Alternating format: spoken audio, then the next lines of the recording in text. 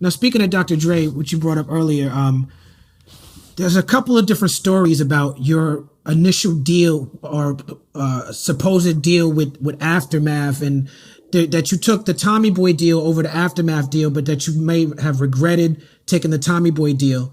Is that a true story? Yeah, but I'm not. Regret is not the right word to use. Okay. You know, how you can look at a lot of things, a lot of decisions that you made, and just think to yourself, what if I had made a different decision? I wonder how that would have went. You know, but I mean, I feel like everything happened how it's supposed to happen.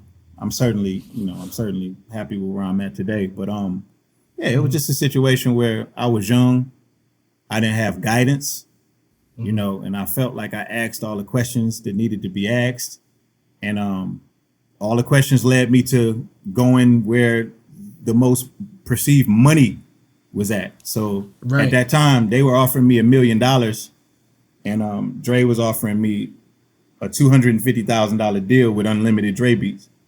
So to me, that read as a $250,000 deal, you know. And this was I'm 19.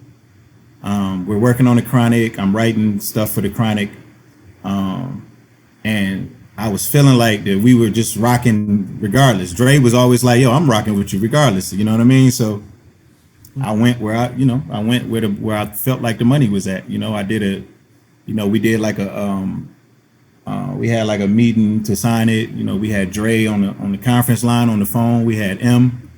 You know, M was involved, and I just felt like, you know, it was like the logical next step. But when it wasn't a part of the umbrella, you know, eventually that showed. You know what I'm saying? Right. So, there's another story that I've heard where, you know, you spoke about you were writing on the Chronic, and you've done a lot of ghostwriting, and people know you as a ghostwriter.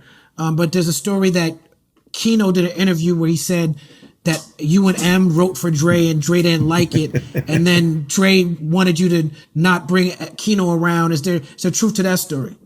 The Kino part is true. Okay. Kino,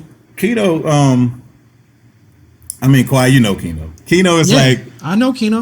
So imagine Kino back then. You know, we all kids. You know, we haven't even traveled before, bro. Like, we haven't been on an airplane. You know what I'm saying? So like, Dr. Dre calls my mother's house. My dad answers the phone and he says, "Is Royce there?" And he says, "Who's calling?" He says, "Dr. Dre."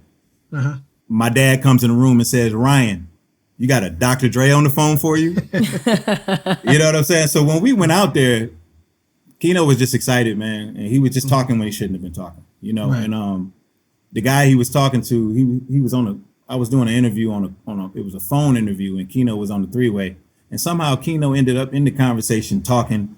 And what he was saying wasn't a part of the interview. It was just, you know, it was, I guess you could say off the record, but nobody never established that it was, yo, this is going to be off the record. He was speaking actually candidly. And the guy who he was speaking to, I guess he felt like that was some kind of juicy shit to put in the article. So what he said was, "I watched M sit Dre down like a pupil," and something along those lines. And Dre didn't like that.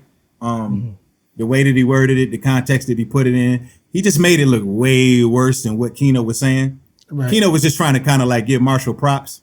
Right. And, you know, it blew up in his face. Dre didn't like that. So Dre was pissed off. But he never told me, like, don't bring Kino around or anything like that. You know, like, we were already kind of like going our respective ways anyway. You know what I mean? So,